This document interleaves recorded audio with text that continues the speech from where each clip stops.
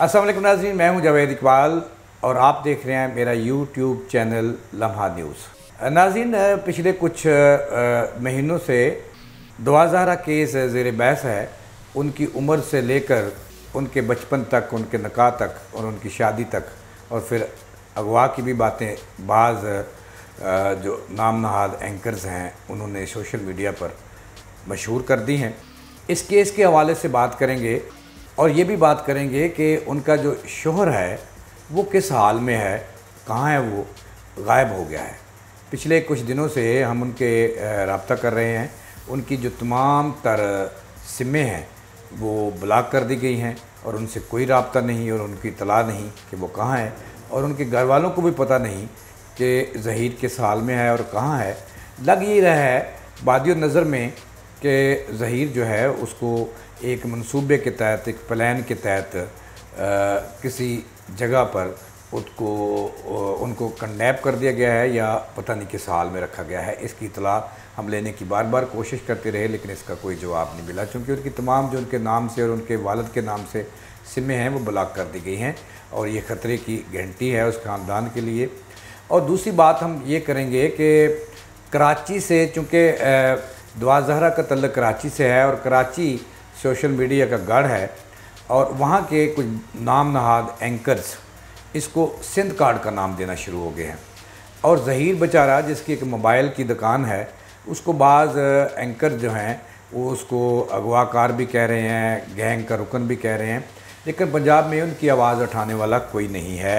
जैसे हर बंदा और हर, मैं नाम नहाद एंकर कह रहा हूँ, कराची से तल्लुक़ रखने वाले, और उनमें से एक बड़े टीवी चैनल का एंकर भी पेश है, वो भी उसको एक प्लानिंग के तहत, एक मनसूबाबंदी के तहत एक अगवाकार और एक बदनाम कर रहा है उनके कुनबे को, जिसके पीछे मुझे कहानी नज़र आती है। कहानी ये है कि जब जो दुआ ज़हरा है उसको हर हाल में उनसे अलग कर दिया जाए और सिंध की बेटी करार दिया जाए और पंजाब को एक जो है ना वो ज़ालिम सूबा करार दिया जाए। हालांकि पंजाबी जो है इंशाअल्लाह पूरे पाकिस्तान को कवर भी देते हैं और पंजाब जो है मोहब्बत भी करता है पूरे मुल्क के बाशिंदों से, लेकिन इस बेचारे के साथ जुल्म और ज़्यादती हो रही है।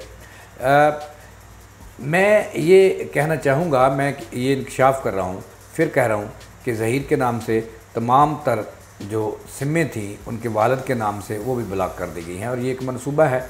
मुझे लग ये रहा है कि वो एंकर्स, नाम नहाद एंकर्स सोशल मीडिया पर जो उसको बदमाश ज़ाहिर कर रहे हैं, कोई उसको किसी बड़े गैंग का हिस्सा, हालांकि वो गरीब आदमी है, एक मोबाइल की छोटी सी दुकान है, एक लड़की को उससे मोहब्बत हुई, वो मोहब्बत उसका ज़हीर का और गुर्बत उसका जो है वो दुश्मन बन गए, ये दोनों चीज़ें। और अब तीसरी बात, सिंध कार्ड सामने लाया जा रहा है, वही एंकर्स जो हैं इसको नुकसान पहुँचाने के लिए जो है एक मनसूबाबंदी तैयार कर रहे हैं। जब सवाल ये पैदा होता है कि जब दुआ ज़हरा जो है वो कम उम्री, उसको चूँकि अदालत ने जो है मेडिकल रिपोर्ट की रोशनी में कम उम्र डिक्लेयर किया है और लग यही रहा है कि उसको आइंदा चंद रोज़ में दारुल अमान भेज दिया जाएगा, लेकिन ज़हरा जो है वो अपने शोहर ज़हीर को छोड़ने के लिए तैयार नहीं है। उनके बयान सामने आए कि वो मर जाएंगी लेकिन उनको नहीं छोड़ेंगी। लेकिन अब तक की जो इत्तलाआत हैं कि एक मनसूबा तैयार किया गया है जिसमें बाज़ शर्त पसंद नाम नहाद एंकर्स जो सोशल मीडिया के हैं वो शामिल हैं और एक टीवी का एंकर भी शामिल है। वो पहले ये प्लानिंग कर रहा है कि उसको एक गैंग का हिस्सा डिक्लेयर किया जाए, उसको मशहूर किया जाए कि वो ज़ालिम आदमी है, वो लड़कियां अगवा करता है, लेकिन इस हकीकत का दूर दूर तक कोई तलक नज़र नहीं आ रहा। मुझे लग ये रहा है कि मेरी छठी हंसी ये कह रही है कि आइंदा दिन जो हैं वो ज़हीर के लिए ख़तरनाक हो सकते हैं। वो जहाँ भी हैं अल्लाह उनके महफूज रखे, उन्हें अपना बंदोबस्त और हिफाजत का ख़ुद बंदोबस्त करना होगा, क्योंकि कोई अज़ाइम मुझे इन एंकर्स के ठीक नहीं लग रहे। और अब आखिरी बात जो मैं आपसे करना चाहता हूँ कि ज़हीर कई रोज़ से नहीं मिल रहा कि वो उसको आया ज़मीन खा गई या आसमान, उसका कोई इत्तला नहीं है, क्योंकि उनकी सिमें तमाम, हम मुसलसल रब्ता कर रहे हैं, उनकी सिमें तमाम ब्लॉक हैं।